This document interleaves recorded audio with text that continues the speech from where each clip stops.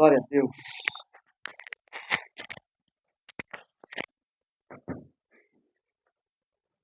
Nós temos acompanhado a história, ou na história, vários personagens, personalidades que se levantam por uma causa, muitos revolucionários.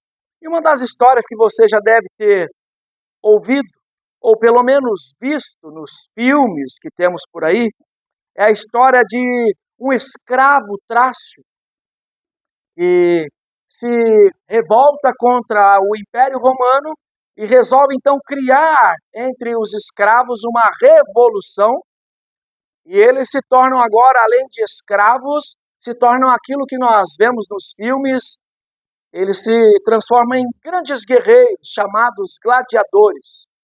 A história de um deles é a história de Espartaco.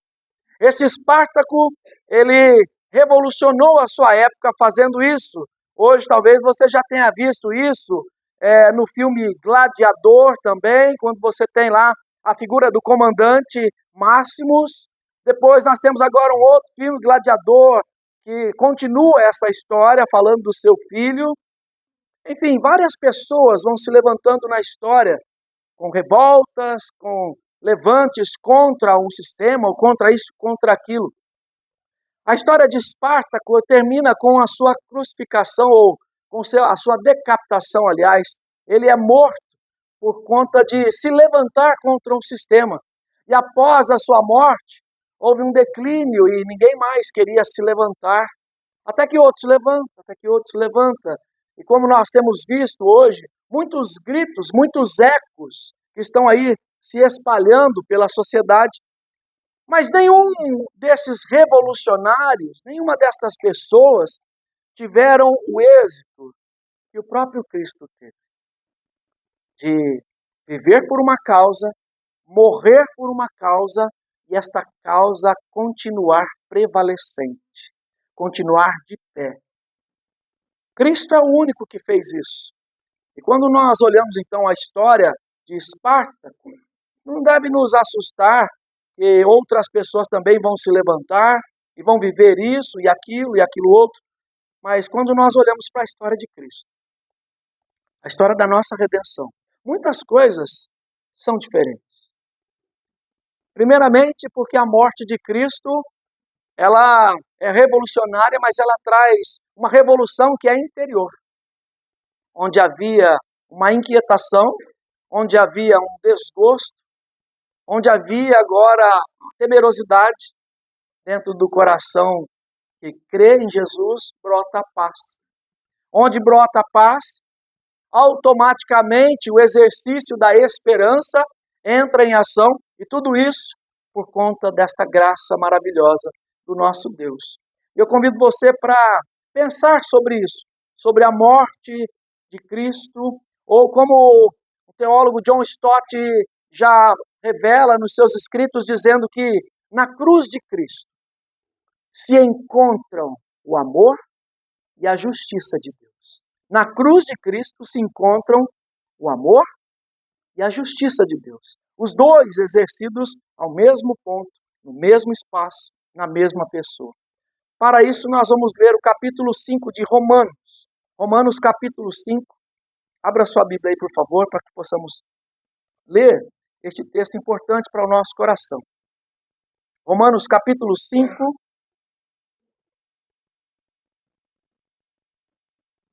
A partir do primeiro versículo.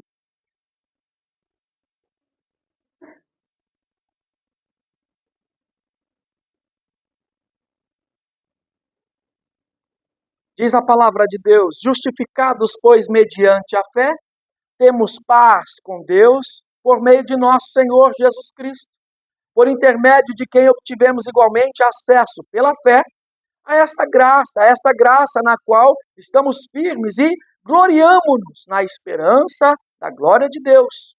E não somente isto, mas também nos gloriamos nas próprias tribulações, sabendo que a tribulação produz perseverança, e a perseverança, experiência, e a experiência, esperança. Ora, a esperança não confunde. porque o amor de Deus é derramado em nosso coração pelo Espírito Santo, que nos foi outorgado, ou que nos foi concedido. Porque Cristo, quando nós ainda éramos fracos, morreu a seu tempo pelos ímpios. Dificilmente alguém morreria por um justo, pois poderá ser que pelo bom alguém se anime a morrer. Mas Deus prova o seu próprio amor para conosco pelo fato de ter Cristo morrido por nós, sendo nós ainda pecadores. Logo, muito mais agora sendo justificados pelo seu sangue, seremos por ele salvos da ira. Porque se nós, quando inimigos, fomos reconciliados com Deus mediante a morte do seu Filho, muito mais, estando já reconciliados, seremos salvos pela sua vida. E não apenas isso, mas também nos gloriamos em Deus por nosso Senhor Jesus Cristo, por intermédio de quem recebemos agora a reconciliação. Mantenha a sua Bíblia aberta, vamos orar. Ó Deus bondoso, muito obrigado por esse texto tão precioso para nós, que grita ao nosso coração da necessidade do homem de render-se ao Senhor, que grita ao nosso coração onde está a paz, que grita ao nosso coração em quem podemos ter esperança, que grita ao nosso coração onde está o nosso futuro. O Senhor fale ao nosso coração nesta manhã, ordenando, instruindo, favorecendo, guiando o teu rebanho até o teu redinho, ó bom Senhor. Em nome de Jesus. Amém. Este mesmo John Stott, esse mesmo Sproul, esse mesmo João Calvino que nós ouvimos hoje, este mesmo Martinho Lutero, este mesmo John Owen, esse mesmo John Wycliffe, esse mesmo John Huss, este mesmo servo e serva que está sentado aqui hoje, testemunham da mesma coisa. Nós, à semelhança dos puritanos lá de trás, nós, à semelhança dos pré-reformadores, nós, à semelhança dos apóstolos, nós, à semelhança de todos os homens que se rendem aos pés de Cristo, podemos testemunhar desta seguinte expressão: a cruz não é uma resposta ao amor do homem por Deus, mas a suprema demonstração do amor de Deus por homens rebeldes. Todos estes homens na história têm falado a respeito da nossa rebelião contra Deus, ao mesmo passo que fala do mesmo amor redentivo que em Cristo nós encontramos. O apóstolo Paulo está aqui no meio de uma exposição teológica aos romanos, falando então de como Deus ama o mundo, de como Deus demonstra-se ao mundo, como Deus se revela ao mundo, naquilo que nós chamamos de revelação geral, onde todos podem ouvir, onde todos podem ter o senso de que há um Deus, que há uma justiça, que há uma moralidade e uma ética que não vem de qualquer coisa, não vem de uma explosão, não vem de qualquer outro levante filosófico que nós temos visto no correr da história. Aliás, você sabia que a teoria do Big Bang foi projetada por um padre? Sim, por um padre. Aliás, você sabia que várias teorias que nós temos por aí, do nada, ou do tudo que veio existir a partir de alguma coisa, cai por terra, quando nós observamos que para tudo existir precisa ter um Criador. E para tudo existir a partir do nada, ou daquela expressão que você já conhece aqui, do ex nihilo, do nada, aquele cria tudo do nada, precisa ter um Criador. Esse mesmo Criador que disse haja, esse mesmo Criador que criou todas as coisas, como começa o texto de Gênesis, no capítulo 1, dizendo que o Senhor, no princípio, criou todas as coisas. Do quê? Do nada. Esse mesmo Deus que criou tudo do nada, agora então vai se revelando ao seu povo no correr da história, naquilo que nós chamamos de revelação progressiva, porque nós vamos avançando e vamos conhecendo isso, quando a história do Velho Testamento vem sendo contada, apontando para a cruz. Todos aqueles irmãos e irmãs que viveram estão ali expectantes, ansiosos, esperançosos dessa vinda redentora do Messias, até que adentramos o Novo Testamento, quando João, então, nascido ali para preparar, como o profeta Isaías diz no capítulo 40, ele é a voz que clama, ou a voz do que clama no deserto, aquele que fala para o povo preparar os caminhos, porque o dia está chegando, o Messias está chegando. Esse mesmo João, todo cheio do poder do Espírito, envolto nessa glória do Senhor, cumpre o ministério dele poderoso. Poderoso. A jornada inteira de João. Nós sabemos que Jesus começou o seu ministério aos 30 anos, certo? Seu ministério público. 30 anos e 6 meses, para você entender o nascimento de João Batista. Em 30 anos, João Batista esperou para dizer uma frase. 30 anos para dizer uma frase. Está registrado em João capítulo 1, versículo 29. Batizava João, as pessoas que vinham a ele, e de repente ele olha, quem vem? Eis o Cordeiro de Deus que tira o pecado do mundo. 30 anos esperando este momento. Lembro a você que João era filho de Zacarias. Zacarias não era um profeta, Zacarias era um sacerdote, e João, por natureza biológica, herdaria o mesmo trabalho, o mesmo labor do seu pai, que era ser um sacerdote. E até então seu pai parece que não vê ou não entende, porque agora esse menino não é um sacerdote, ele é um profeta. Ele é um profeta. Ele está preparando o caminho, como o presbítero falou hoje de manhã. João Batista é aquele que anuncia aquele que havia de vir.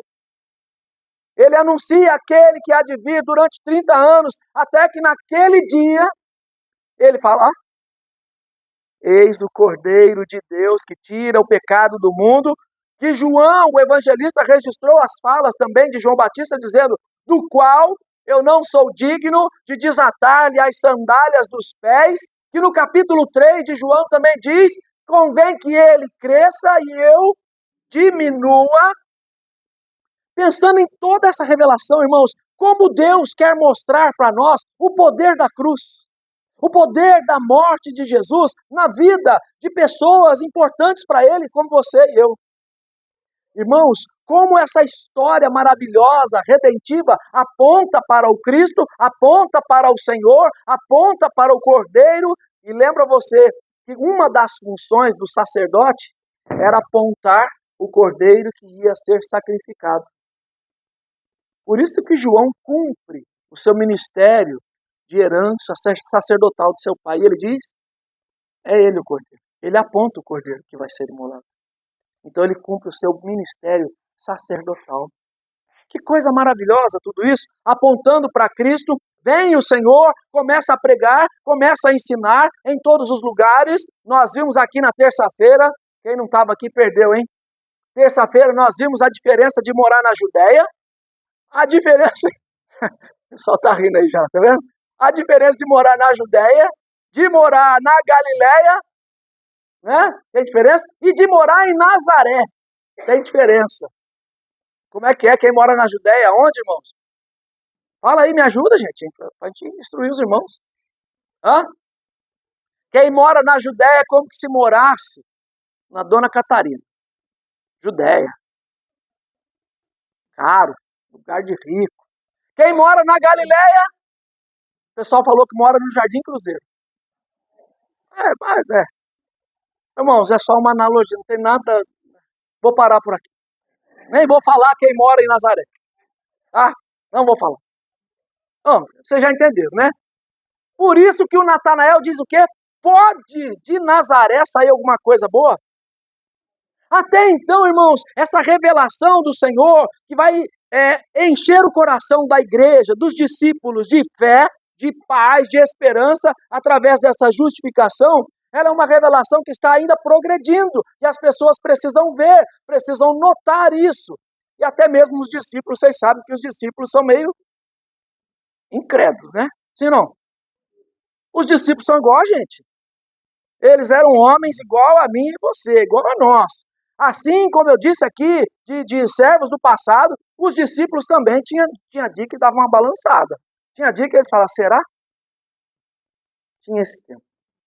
Mas essa revelação vai progredindo de uma maneira tão amorosa e amparadora, que eu e você podemos encontrar, então, no capítulo, aliás, no livro, na carta de Paulo aos Romanos, esse cuidado do apóstolo Paulo de escrever, de registrar, de educar o povo teologicamente nos feitos do Senhor, desde antes da fundação do mundo, na fundação do mundo e no correr da história, até chegar à morte de Cristo, que é a morte do Cordeiro, que é o justificador. Isso mesmo.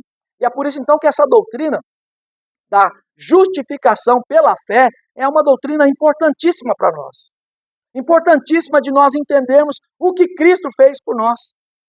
Eu e você estávamos cambaleando para o inferno, na linguagem de Salomão. Eu e você, na linguagem paulina, éramos filhos da desobediência, filhos da ira, estávamos distantes da cruz, distantes de Deus. E a cruz de Cristo, então, vem para reconciliar, vem para fazer aquilo que é a perfeita religião.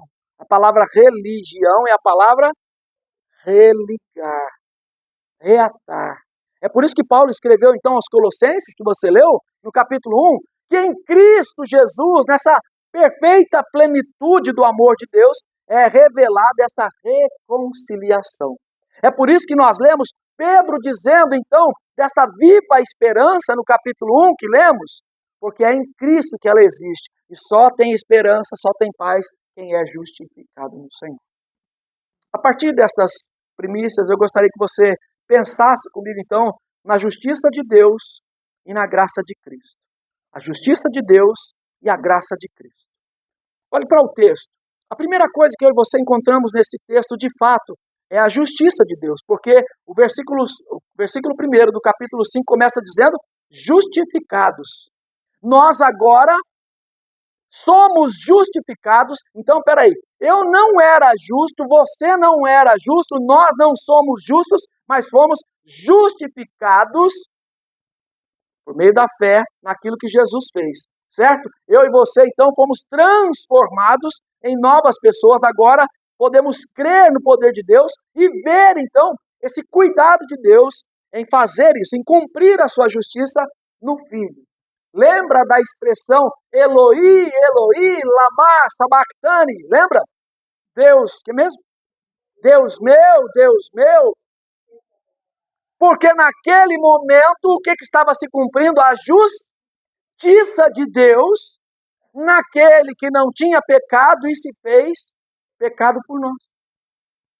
Consegue entender então nesse texto a justiça de Deus? E é por isso então que ele começa a dizer, justificados, ou agora que vocês foram absolvidos da justiça de Deus no sangue de Jesus, temos fé no Senhor, né? Ou mediante a fé, temos paz com Deus. Porque antes nós não tínhamos paz com Deus não, tá?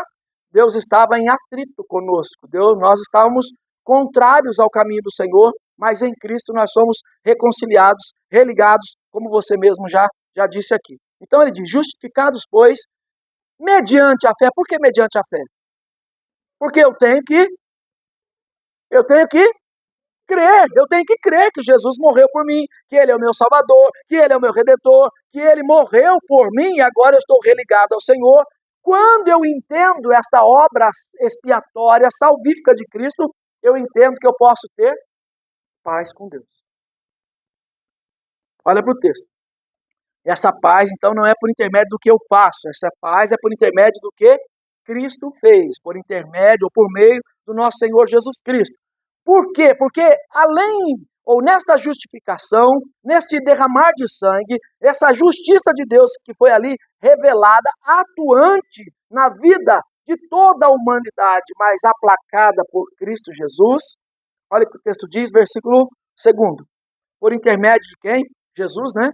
Obtivemos o quê? Acesso. O que é ter acesso? Hoje é comum as pessoas falarem o quê? Meu sinal está ruim aqui, me dá um acesso. Qual que é o acesso hoje? Wi-Fi, né? Wi-Fi. Todo mundo quer a senha do Wi-Fi. Todo mundo quer a senha do Wi-Fi. Eu me lembro que já falei aqui para os nossos adolescentes que Cristo é o roteador, porque é Ele que dá a rota. E todo mundo tem que se conectar a Ele. É o Wi-Fi hoje. Cristo é o nosso Wi-Fi. Se a rede que você tem que se conectar é com a rede de Cristo, porque Ele, então, cumpre essa justiça de Deus e também agora abre a porta, dá acesso pela fé a esta graça que eu e você agora podemos viver. Que graça é essa? A graça é saber que eu fui redimido, que eu fui perdoado, que os meus pecados foram perdoados no Calvário. Então agora nenhuma condenação há para os que estão em Cristo. Lembra de Paulo, vai escrever aqui mesmo, no capítulo 8.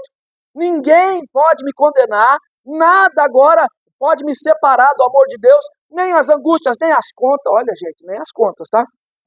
Nem as contas fazem a gente apegar ao Senhor, né? Ai, meu Deus, me ajuda. E depois que paga as contas, a gente, ó, rapa fora. Não sai da presença do Senhor. Tá com dificuldade? Fica com Cristo. Tá na luta? Fica com Cristo.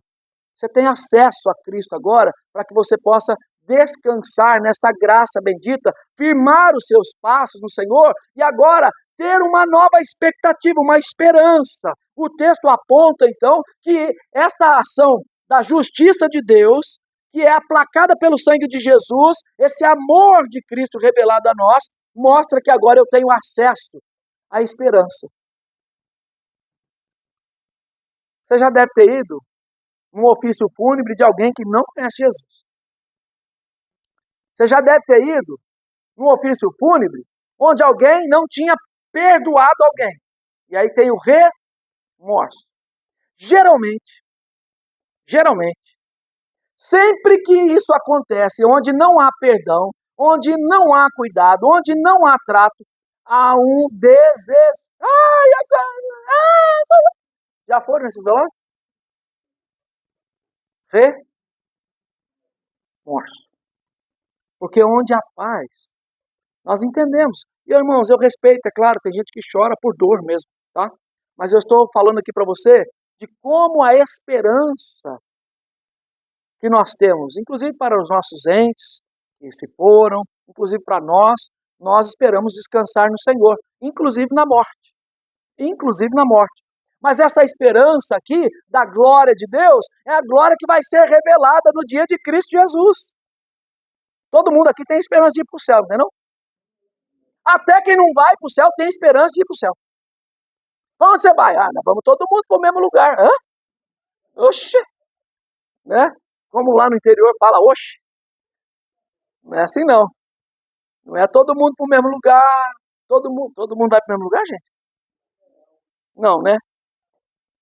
Então, toma cuidado com isso. Esta esperança, então, aplicada ao nosso coração, faz eu e você agora expectar coisas grandiosas e não somente isso. Agora, eu posso ter esperança. Olha para o texto, aonde que eu posso ter esperança? O versículo 3 diz, e não somente no dia eterno com Cristo, mas também nos gloriamos nas próprias...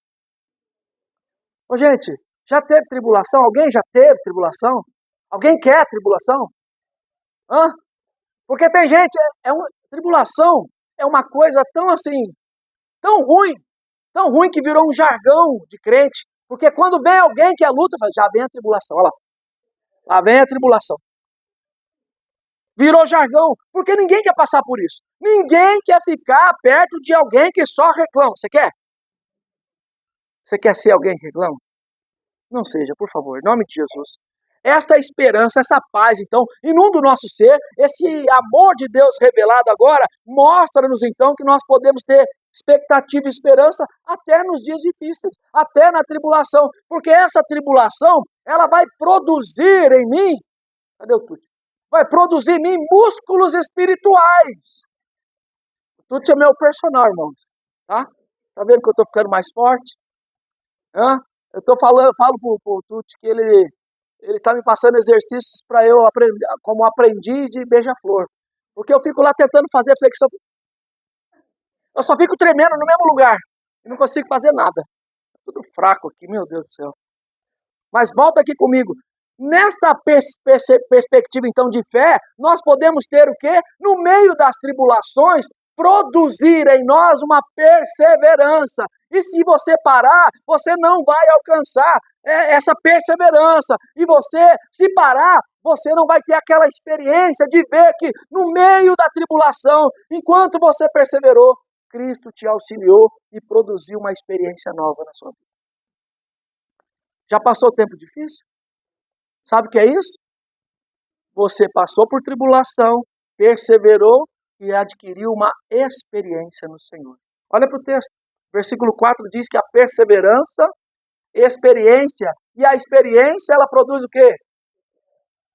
Por quê? Porque eu posso então passar por dificuldade, tudo posso naquele que me fortalece, diferente do que alguns pensam desse texto de Filipenses, alguns pensam que é o quê?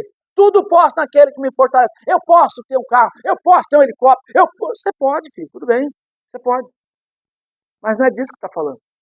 Ele está falando que ele pode passar por tempo de escassez, tempo de fome, de nudez, de perseguição, de angústia, de lutas, trazendo para os nossos dias, eu posso passar dias em que o dinheiro vai ficar curto, que eu gastei por conta da medicação, eu gastei por conta disso, por aquilo, eu estou com uma conta atrasada. Tribulação desses dias. Enfermidade, tribulação desses dias. Mas nessa tribulação eu devo ser perseverante, para que esta nova experiência, inclusive na enfermidade, em qualquer outro desafio desta vida, ela produz em nós uma esperança. Esperança onde, irmão? Esperança lá em Cristo, sabe por quê? Porque aqui tudo que acontece, a vida é fugaz, passa ligeiramente, esse alijamento da vida que nós vemos hoje, nos mostra isso. Gente, ontem eu tinha 20 anos, hoje eu já tenho 50, o que é isso? 51, tá? Meu Deus do céu. Como que a vida passa? Eu nem me considero assim. Mas fazer o quê? Parece que a mente, principalmente os homens, quando vão jogar bola, sabe disso. A mente, Max, a mente tá boa. Você fala, eu vou fazer isso. Mas o corpo não responde. Não responde. Eu vejo ali, às vezes, aqui na escada da igreja, eu vou subir num pé só. Chega ali. É assim a vida.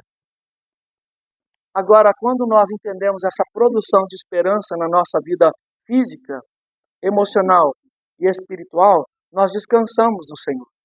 Porque o texto diz que a esperança não confunde. Olha para o texto, versículo 5.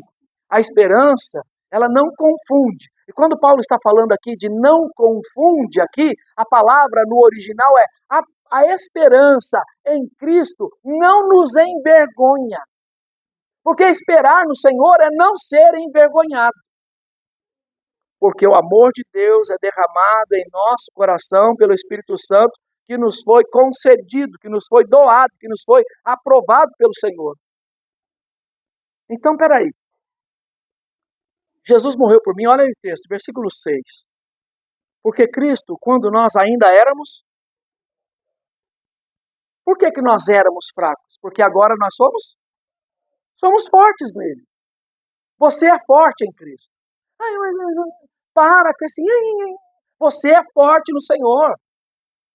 Em todo tempo nós temos que fazer isso. Diga para o cansado que ele é forte no Senhor. Deus estende a mão. Deus nos esforça. Deus nos ajuda. Deus fortalece. Lembra de domingo? Deus fortalece os joelhos trôpegos, as mãos frouxas. O Senhor nos fortalece.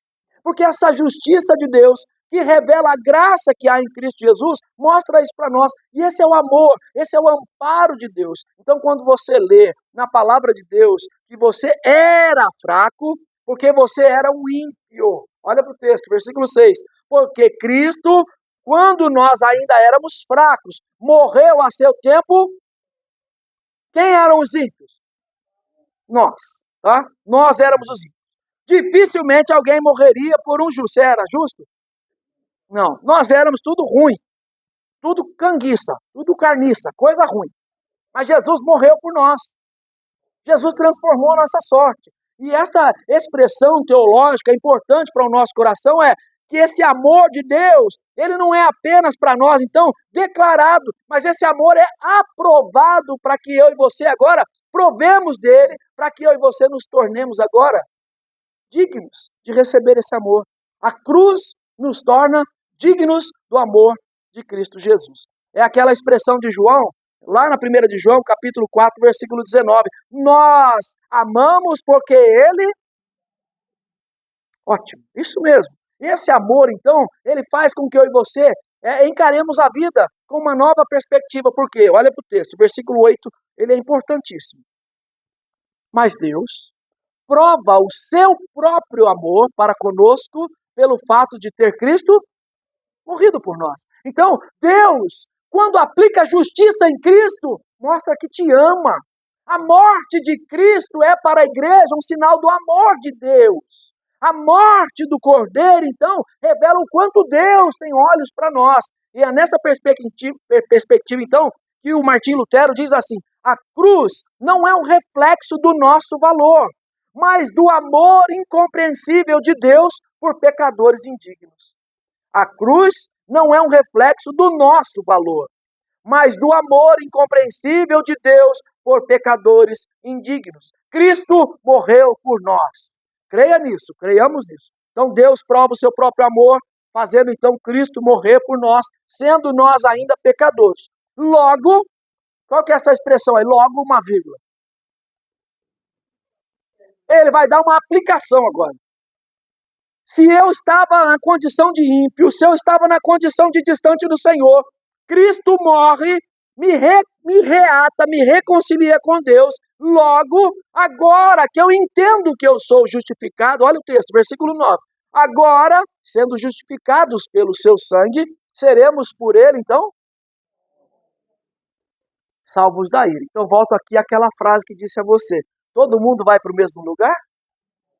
Tem pessoas que vão provar de um lugar de ira. Qual que é o lugar de ira? E o que é inferno? Ausência? Muito obrigado. Isso mesmo.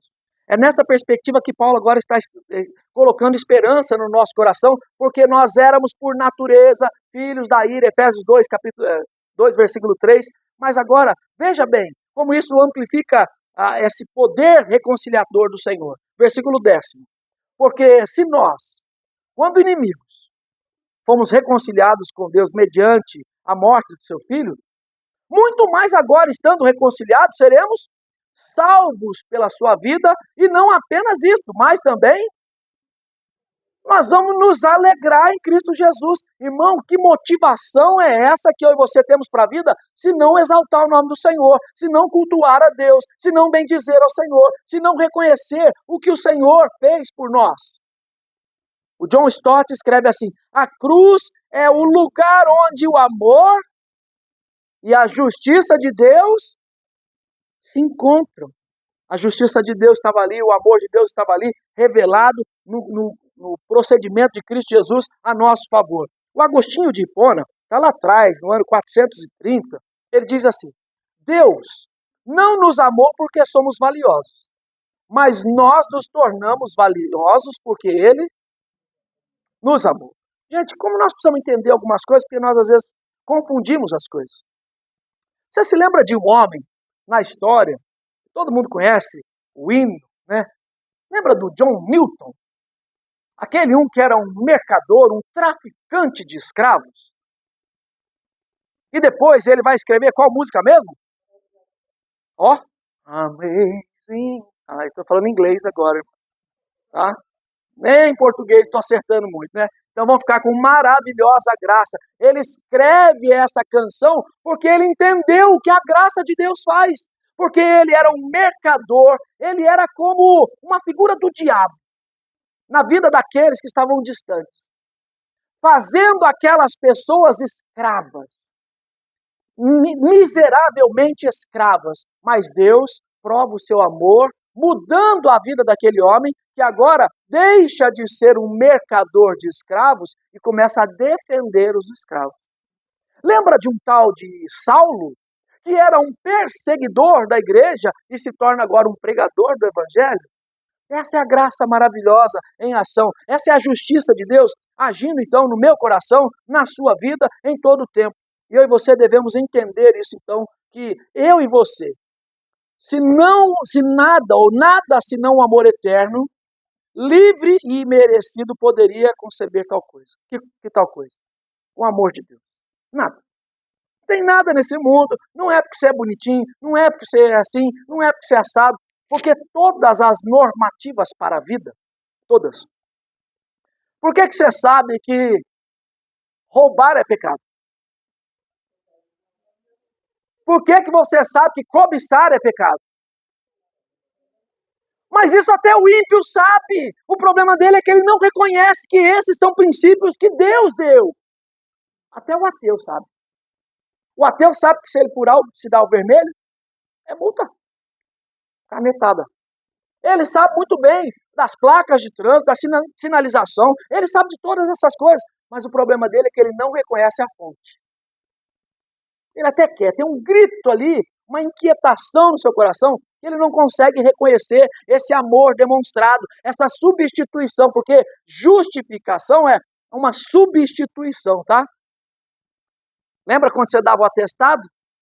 Lembra quando o pastor fala assim, dá o atestado, você faltou domingo? Lembra? Isso é justificativa, não é? Isso é justificação. Nós vamos justificar a nossa falta, a nossa ausência. Ai, pastor, não fui porque estava chovendo, não fui porque estava sol, não fui porque estava ventando, não fui porque... Bom, vocês sabem, né? É tanta desculpa. Mas quando nós buscamos a Deus, imagina se todas as vezes que você orasse, ô miserável, Jesus falava assim, ai, não fui porque não deu, estava chovendo. Imagina se todas as vezes que eu e você orássemos e o Espírito Santo falasse assim, ah, rapaz, eu até queria te ajudar, menina, eu ia te ajudar. Mas estava um frio. Os anjos estavam batendo as asas de um jeito que estava um frio e não deu. Imagina Deus falando para a gente, não deu. Fica ruim, não fica? Fala sério. Só que a gente pensa só o quê? Deus, eu estou aqui. E quando nós queremos falar com Deus, nós damos uma carteirada, né? Eu sou lavado no sangue de Jesus, do Cordeiro. E os anjos estão ali cercando. Você não pode falar com Deus, não, filho. Fica aí. Calma aí, calma aí. Não, mas eu sou lavado e remido no sangue de Jesus que morreu por mim. Eu sou o querubim, eu sou isso, eu sou aquilo. Eu quero falar com Deus e Deus vai me atender agora. Alguns falam, eu determino. Cuidado. Tenha esperança no Senhor, mantenha a esperança em Deus, mas entenda a obra de Cristo. Você precisa do Senhor. Não só na cruz. Essa necessidade agora é revelada em todos os dias da nossa vida.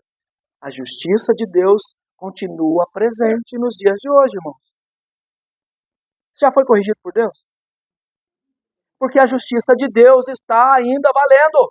Não a justiça condenatória, mas a justiça da moralidade, da ética, ainda estão em voga. Estão em voga para nós. E é por isso que você toma aquele puxão de orelha do Senhor, tá? E Paulo, então, ele termina dizendo, então, que eu e você recebemos uma reconciliação. É fácil, acho que, falar disso pro casal, né? Marido e mulher, pai, filho, filha, mãe, enfim, todo mundo aqui. Já reconciliou com alguém? Para reconciliar, você tem que estar aqui. Brigado. Primeiro, você tem que estar brigado. Não vou falar com você. Tira a mão de mim. A minha esposa faz.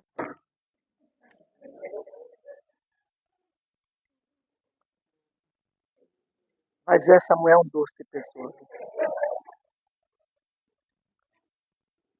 Né, Luciana? Aqui eu posso falar, né? É, mas é reconciliação, eu vou chegar lá. Imagina, então, você brigado com Jesus. Quem que vai atrás da gente? Olha lá no Éden, quem foi atrás de nós? Não foi você, não. Ficou pensando lá, essa erva me deu essa fruta, eu comi essa fruta, nem é para comer essa fruta. essa mulher que o Senhor me deu em Jesus. Eu quero reconciliar, Senhor. O que ele fez? Montou uma quadrilha com a dona Eva, grudou no braço dela e falou, partiu, vambora. Fugiu. Os dois, foram para trás lá. Qual árvore mesmo que eles foram? Opa, figueira. Lembrou aí, né? Foi para trás da figueira, colocou uma folhinha, vambora, tudo certo. Aí Jesus, aliás, o Senhor estava lá e falou o quê? Você está desprovido até disso. Eu vim aqui para me reconciliar com você. A justificação faz com que eu e você cumpramos o mesmo papel que João Batista. A justificação faz eu e você entendermos que quem morreu por nós, a história de quem morreu por nós, não é de mais um revolucionário, um Espartaco, o Máximos, sei lá quem, como é que é o nome do homem? Morreu lá, aqui da Confidência Mineira, meu Deus. Lembraram, né? Tiradentes. Não é como o Tiradentes, não é como todos os outros que já morreram, os revolucionários da vida, não. A morte de Cristo nos reconcilia de verdade, porque ela traz paz, traz esperança, embora haja tribulação, porque nessa tribulação eu tenho uma nova experiência, e tendo experiência eu consigo ter esperança em Cristo Jesus. Consegue perceber o que Deus fez por você? Consegue perceber o amor de Deus por você? O amor de Deus que é puro e inconstante, como as manhãs que nós acabamos de cantar. Essa graça de Jesus que me faz caminhar, é o amor do Pai que me faz viver. Você está entendendo o culto, como funciona? Está entendendo o culto? Está entendendo o hino 144? Começa a entender como que funciona o culto. As coisas não são assim, porque eu escolhi essa música que eu acho bonita. As coisas tudo vão se encaixar aqui, porque Deus faz tudo convergir nele. Tudo converge no Senhor. Todos os textos estão pensados para isso. E Deus quer que eu e você não somente leiamos os textos, cantemos as canções, mas exalemos esta alegria e essa esperança que só nele você pode ter. A justiça de Deus e o amor que está revelado na pessoa de Jesus. Você precisa entender isso. Crente tem que entender isso. Pastor, mas eu sou crente já há 50 anos, mas você precisa entender isso. Todo dia. Todo dia o amor de Deus revelado a nós. Entenda isso, entendamos isso em nome de Jesus. Eu quero terminar aqui com uma frase aqui importante também para o meu e para o seu coração. Quando eu olho para mim mesmo, não vejo como posso ser salvo. Mas quando olho para Cristo, não vejo como posso ser perdido. Quando eu olho para mim mesmo, não vejo como posso ser salvo, porque eu só tenho coisa ruim.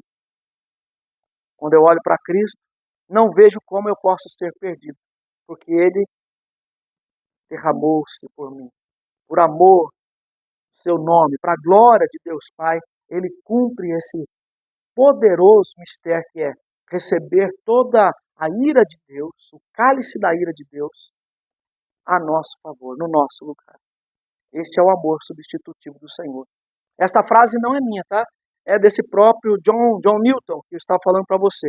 Quando olho para mim mesmo, não vejo como posso ser salvo.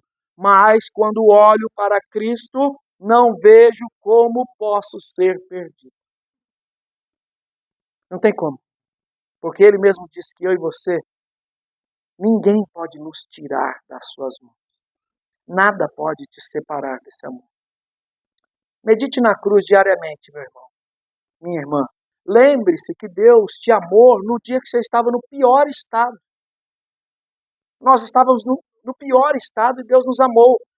Quanto mais agora, como o texto diz, quanto mais agora que nós somos justificados, Ele nos ama e tem demonstrado isso para nós. E o amor de Deus, irmãos, não é um amor que aumenta, não é um amor que cresce. O amor de Deus Ele não oscila. Lembre-se disso, o amor de Deus é a seu favor. Fale desse Cristo, fale desse amor, fale dessa cruz, fale que você era um pecador, uma pecadora, e Cristo te mudou, te moldou, está te mudando, está te moldando, está fazendo essa obra maravilhosa, que só tem suficiência através da cruz. Fale desse amor, cante esse amor, se alegre no Senhor, cante ao Senhor. Ontem nós estávamos ouvindo os aspirantes vão entrar no seminário, que são aqui dos nossos presbitérios. E um dos irmãos falou o seguinte, que ele ia para a igreja, ele ia com a mãe, ele ia com o irmão, mas teve um dia que ele teve um encontro com Jesus. Jesus se apresentou para ele e transformou a vida dele. E ele mesmo contou. Quando eu estava voltando para casa, no ônibus eu já não era a mesma pessoa. As minhas afeições tinham mudado. Porque eu não queria mais as coisas da carne. Eu queria agora as coisas de Jesus. E desde então eu estou com Cristo. Que testemunho. Com você não é diferente. Basta que eu e você vivamos isso. Medite na cruz. Medite nessa justiça de Deus, a ira de Deus ali sendo derramada sobre Cristo. E medite sobre o amor de Cristo em dar a sua própria vida por mim e por você. O Senhor nos abençoe e nos faça crer neste Evangelho salvífico e único em Cristo Jesus.